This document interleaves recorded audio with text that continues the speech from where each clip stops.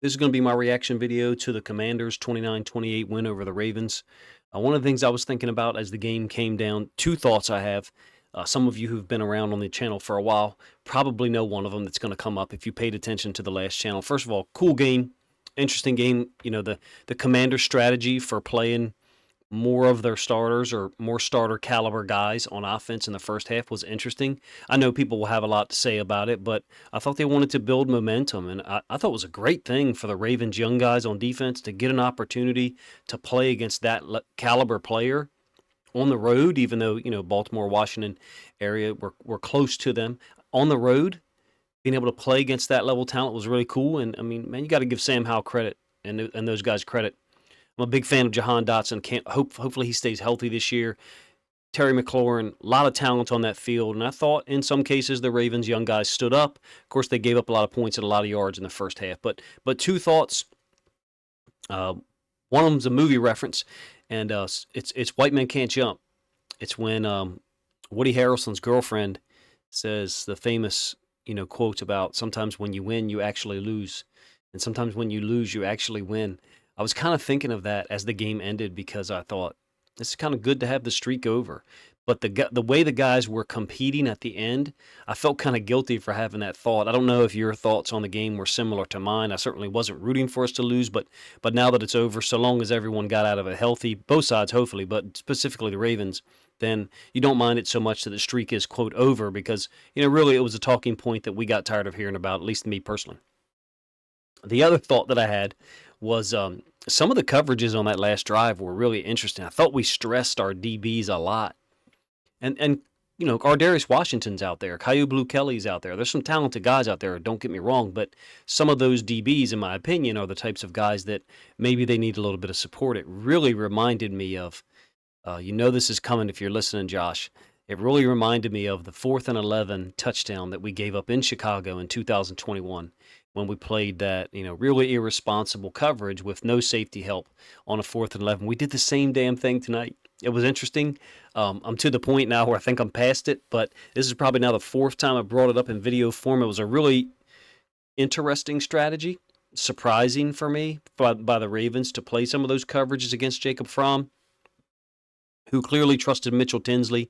They were able to get the completion out into the right flats on the 3rd and 10 to make it a shorter field goal. And Slay, I think Slay, was able to punch it through there for a 49-yarder to win the game. So pretty cool. Thoughts on the overall game? I'll let some of the stats run now. And I'll talk about some of the first half game flow. You should see game stats flashing over with a little bit of time to look at them. I tried to enlarge the font a little bit because people complained about the text being too small. So my apologies on that. Hopefully this works. And if it doesn't, please let me know. I thought it was a really fun to watch first half. From a Ravens perspective, like I said, on defense, it was great to see the Commanders playing a segment of their starters. Sam Howell was really sharp, 19 of 25. Josh Johnson kind of matched him, except for the underthrow to Prochet, where, he did have pressure in his face. It was fun to watch Eric Bieniemy's offense. It was even more fun, or maybe equally fun, to watch Todd Monken's offense. I don't know if you were entertained by the first half, but I certainly was. Bieniemy was using a lot of trips and bunch formations with the tight end backside, and I think Aikman even talked about it. Occasionally, Aikman talked about game strategy and stuff and techniques, but that was kind of rare tonight. I won't say those guys weren't fun to listen to because they were at times, but I didn't think they were too game oriented. I guess that's the nature of the preseason. But Bieniemy's offense, 3 wide receivers to one side and a tight end backside. So the matchup over there to the trips kind of forced you to declare your coverage. If you move an inside linebacker out to the trips, then it's zone, clearly. You're not putting an inside linebacker in man on a wide receiver in the slot. If it's a third DB over there or a safety drop down, you're really pretty much showing man.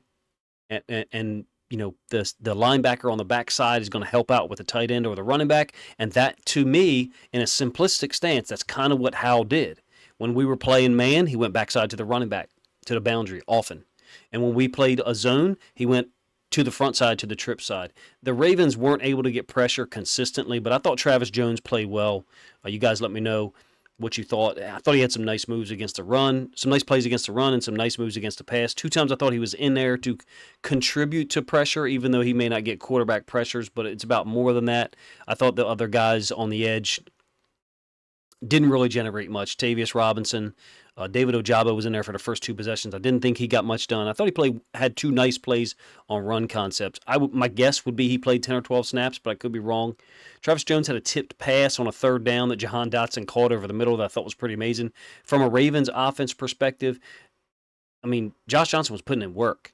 If it wasn't that severely underthrown ball to Prochet that ends up getting picked off, the Ravens would have had 21 points. And part of the blame for that underthrown ball, I thought Aikman covered it well, was such that he's got pressure in his face, so he's got to get that thing off. But Prochet clearly won the route, off the jump, and unfortunately wasn't able to make the catch. DB, great job, keeping his feet in bounds. At one point, after that interception, Washington goes up. The Commanders go up 10-7. And Johnson comes out angry on the Ravens' fourth possession. You can't see anger with football pads on and a helmet, but he had a long throw to Kolar up the right hash, quick throw, over top of linebacker level, in between the safeties. Huge gain, maybe 34 yards. They actually connected on two such throws in the first half. Then that quick throw to Tylan Wallace up the left sideline that drew a DPI.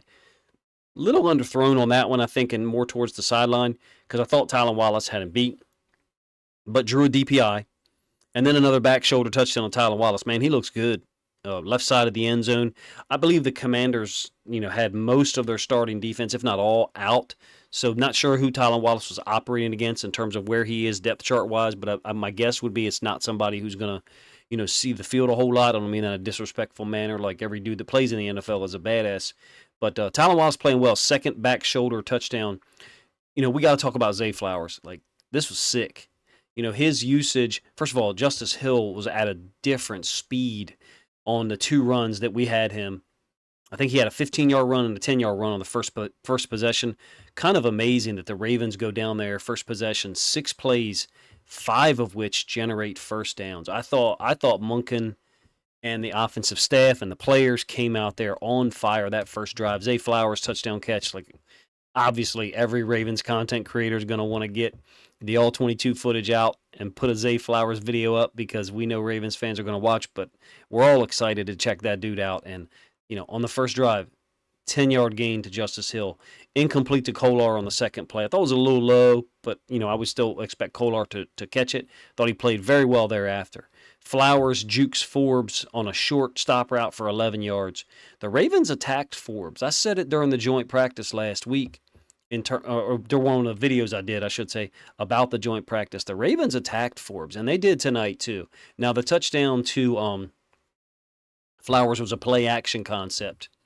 After Hill ran off tackle for 15 yards, it seemed like the Ravens' offense was attacking at a fast pace. By the 12:21 mark of the first quarter, we had scored 7-0. Pretty amazing. And then, look, man, regardless of what, as Ravens fans, some of us may think about, the Commanders and the, quote, rivalry between Baltimore and Washington, man, give Eric Bieniemy and those guys credit. They came out there with a plan. They grinded us down. A lot of trip stuff, like I said, tight end backside. The run game wasn't consistent for them. I thought Travis Jones had 3 or 4 really disruptive plays. But Bieniemy does a great job. He does a great job. And I think there's some times where he's lined up in trips and the tight end is backside and the quarterback's reads are being made simple in terms of the coverage. So Bieniemy is kind of forcing the defense to tip their hand and help his quarterback out. I don't think that means anything about Sam Howell. That's just smart coaching by Eric Bieniemy. I may be wrong. That may be too simplistic of an observation. But in any case, they come right back down, get a field goal. The Ravens are able to get a stop on a 3rd and goal from the 5. Ball bounced off a couple defenders. It was a 15-play drive. Chunk plays, Terry McLaurin operating in the slot. Unfortunately, Ravens, in the second quarter, they get get stopped by Forbes. Makes a great play out in space, a tackle where I thought that Daniel Falele was super slow getting out there on the pull. It was a toss, a same-side run to Melvin Gordon. Not saying Melvin Gordon, didn't look fantastic on that play either, obviously.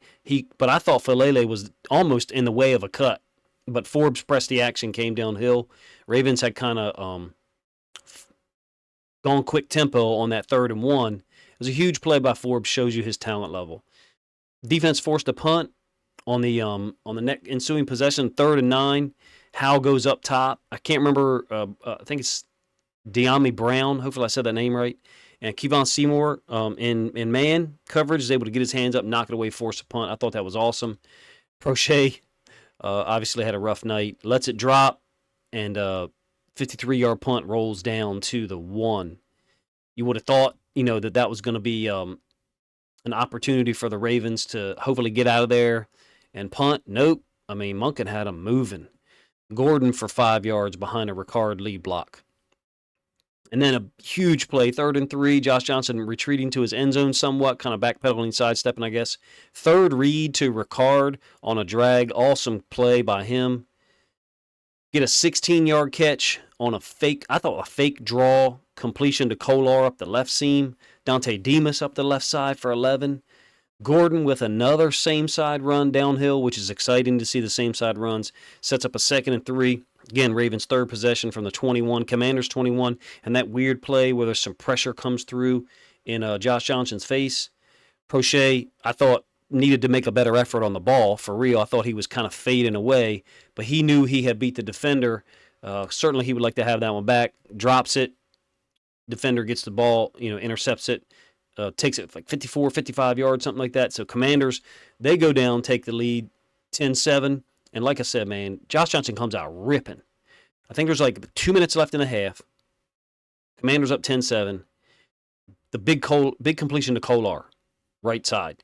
Right hash. Over top the inside linebacker level between the safeties. I thought it was a defensive penalty on that play as well, like a 33, 34-yard gain. Big throw to Wallace for the DPI, and then the sick back shoulder touchdown to Tylan Wallace. Commanders are able to go down and get a touchdown to end the half. I thought Caillou Blue Kelly had some difficulty, but it was great to see him and Trenton Simpson and other rookies and young guys play a lot and be able to play through some of the disadvantageous situations. Maybe that's not even a word, so forgive me for throwing that in there like Don King. But to be able to see them play a lot of snaps against Jahan Dotson, against Terry McLaurin, before he got hurt. De'Ami Brown, a guy who, extremely accomplished career at North Carolina with Howell. Howell finds him on a play where Kelly really didn't have horrible coverage with like 15 seconds left in the half. Another long drive, man. I don't know about you as a Ravens fan. Like, we're super excited to see the Ravens offense under Todd Monken and with Lamar. Come on, man. The Commanders fans, they got to feel the same way. With Eric Bieniemy coming over there from the Chiefs, Howell was ripping throws tonight. Now, he's going to get more pressure than he got on him tonight, clearly. And there'll be better guys covering. But give them credit for having a plan and Bieniemy and them kind of, trying to get some positive momentum going, if you catch what I'm saying, by playing their starters a little bit because it's at home and they want to get the fans excited about new ownership, new coach coming in, new offense. And, same quarterback from last year, but, man, give him credit. 19 for 25 in the first half and 2 touchdowns. 3rd quarter, the Ravens come out and put on a show offensively under Anthony Brown. I'm excited about the offense. Hopefully you can tell by the sound of my voice. I didn't do a possession, play-by-play picture. I'll do that for the regular season reaction videos. I do have the play-by-play. If anyone's interested, I do have the play-by-play data sheet that I keep. I'll post it up in the description as a shared file. You're welcome to download it if you wish. It has down, distance, personnel, formation, run pass, scheme, and result, for every single play that I keep track of. Occasionally I'll miss something, like if the broadcast is not showing the beginning of a play, so I'll miss the formation. But a lot of good stuff here from Anthony Brown. You had the draw to Keaton Mitchell. I mean, holy smokes. It looked like he outran 2 defenders. I think Aikman said it well. It wasn't exactly blocked perfect, but I thought the defense just had proper leverage, at least one defender, in terms of not being able to get a block up on him, and Keaton Mitchell just outruns him to the sideline. Gordon had a big run on that drive. Brown spun out of 1 sack, scrambled to the left side for 5 yards. On a boot, scrambled again. Same side toss to Gordon again, and then the touchdown to Vokalek. Up the right hash, big dude, big target. Intriguing talent, if you ask me. About 8 minutes left in the 3rd quarter. Ravens up 21-17. Commanders able to close to 21-20 on their 6th possession. I thought Tavius Robinson had struggled off the edge tonight. But on this sixth possession by the Commanders, late third quarter, there's a 3rd and 6.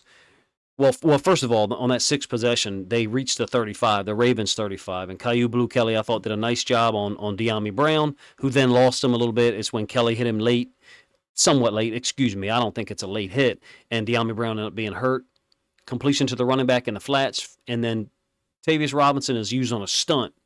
So I thought he was at D tackle from one side, and he stunted across to the other side. It seemed like the Ravens, when they got him moving a little bit, he was able to play a little bit more downhill. But when he was playing off that edge, I thought he kind of struggled with tackles. And maybe you saw it differently, but that's just my first impression. We'll get the end zone and the All-22. And if you're interested, I have the All-22, and a lot of other content creators do, but I make it available for you to watch. If you join my Patreon, you can watch it on the online database that I keep, and you can watch parts of the game yourself and then make requests for film to find from other teams if you're not on NFL Plus. All right, so Ravens were able to get a stop on that 3rd and 6. Commanders closed to 21-20. They get the ball again late third quarter, they being the Commanders, and a great job by Malik Ham forcing a fumble. That DeAndre Houston Carter, I hope I'm saying that name right, guy that we signed from the Bears, who had played with the Bears previously.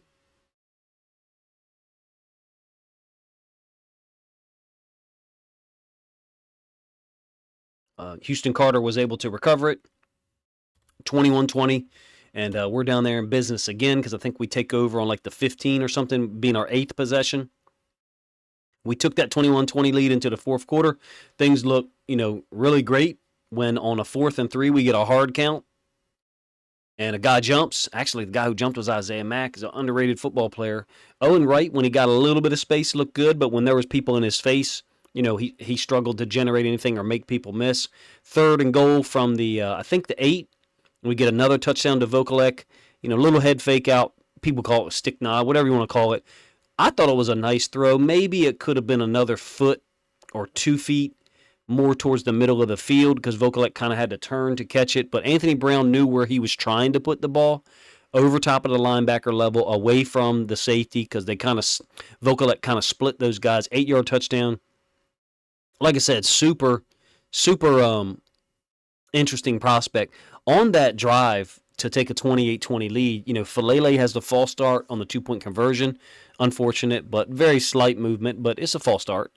And then on the 1st and goal, Salah, I think, is 71, the left guard. I thought he fell on an F counter scheme, and Owen Wright ended up losing 4 yards. Andre Jones Jr., the guy that they spent a little bit of time talking about, who played at Louisiana, made a tackle for loss for 4 yards. I thought Salah, or if he is 71, in fact, fell down. So disappointing couple of plays for 2 of our offensive linemen on a possession where we're trying to take a 30-20 lead, or at the time of Salah falling down, if that is in fact 71, it was 21-20 at that time. So 28-20, we get an interception. Jacoby Brissett looks like he thinks that the tight end, I think, is going to curl in. And the tight end does an outside curl, interception by Tay Hayes, who I thought was very active. Jeremiah Moon was flying around on this possession as well. So 10:35 left. We got the football and a 28-20 lead, and you're kind of like, okay, things are good. Commanders scored on a touchdown pass to a running back. I forget his name. Make it 28-26. And then Kyu Blu Kelly on the 2-point conversion. Amazing play. Coming downhill. Tackling the fullback Alex Arman in the right flats. Great design on the play, I thought, and then a great tackle by Kelly. Like I said, made up for some of the struggles that he had earlier. Offense, we had the ball, 4 minutes left, chance to close it out. Unable to connect with Dante Demas on a 3rd and 5 down the right sideline. I hope he's not hurt. He's a guy that, I hope, he's not going to make the team, you would say, but I hope he's a guy that we look at keeping around. Him being injured would be unfortunate, but maybe that's a pathway to keeping him because he's a big, tall receiver, talented dude. Before he had an ACL injury, or a knee injury, I should say, at Maryland 2.5 years ago. Super talented guy, a lot of talent when the football's in the air. And then they get the ball back. Commanders got the ball with 2:54 left. Able to slowly get the ball down the field, and it seemed like there was a switch, and maybe your memory recall is different than mine or better than mine.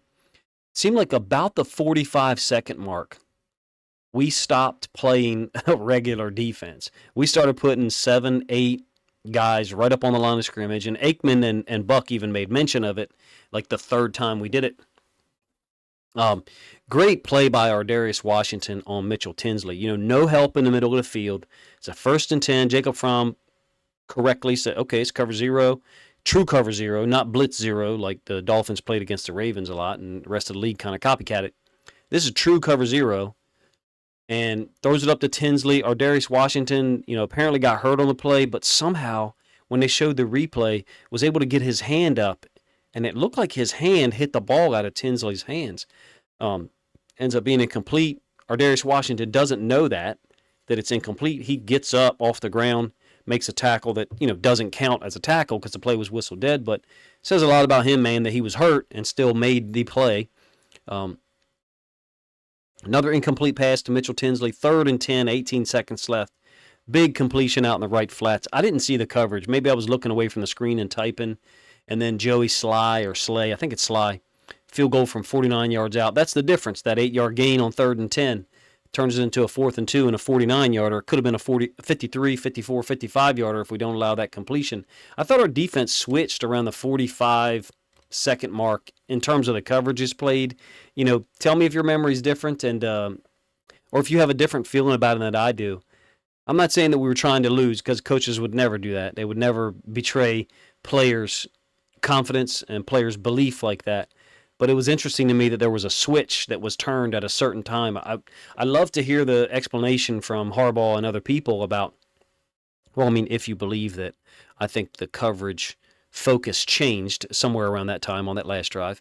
I'd love to hear the strategy there. What was the strategy? Was the strategy to, his explanation after the 4th and 11 against the Bears in 2021 was we wanted to either stop them or have them score. What we didn't want to do was give up a first down and then have them score with us not having the opportunity to get the ball back. I understand that, but I'm not a big fan of leaving DBs out to dry like that on 4th downs, and we actually did it on the 4th down. I even wrote in my notes, which I'll share again in the shared document. You're welcome to check it out if you want, that who's running this defense, Wink Martindale. And I'm a big believer in Mike Macdonald and what he does, and this doesn't betray my trust or belief in him at all. But I thought it was interesting that in a preseason game, in the last minute, actually, he kind of turned into a Wink Martindale clone for a little bit. I don't think that's what he actually is. It's not that simple. They probably had their reasons for doing it. Maybe they liked the matchups that we had. Maybe they didn't think that Jacob Fromm handled the pressure well. But I thought he handled it quite well in terms of getting the ball out, not taking a sack in those situations, and certainly not ending up trying to run away from pressure. When they're bringing 6, 7, or maybe even 8 guys, you're not going to run away from that. Anyway, tell me what your thoughts were about the Ravens losing a preseason game. It really kind of doesn't feel nearly as bad as some other fan bases would take it if their team loses in the last second of the 4th quarter. I love the way the guys battled. Some of those young guys, Kyu Blu Kelly, Trenton Simpson. I did not think Trenton Simpson had great reps out on the edge early in the game when he lined up at outside linebacker, particularly to the boundary. But I thought he got better and got a whole lot more active in the last 6, 8, 10 minutes of gameplay, and that was good to see him get a lot of reps. Appreciate you guys' time. If you enjoy these reaction videos, please let me know in the comment section. I never know what people want to see in terms of, do you want to see more of the stats just rolling through? I'm going to guess there's some people who will say, hey, Coach, I'd like to see a possession breakdown.